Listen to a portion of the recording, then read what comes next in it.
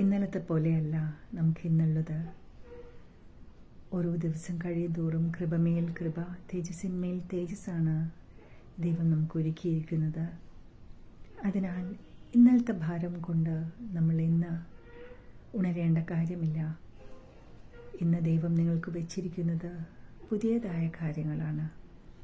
ഏത് ന്യൂ ബിഗിനിങ്സിനും അവൻ നമ്മുടെ കൂടെയുണ്ട്, നമ്മളെ സഹായിക്കുവാൻ.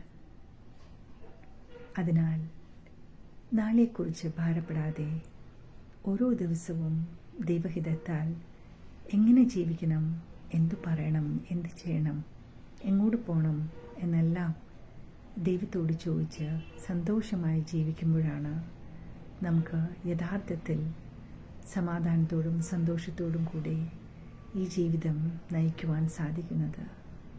Stay blessed.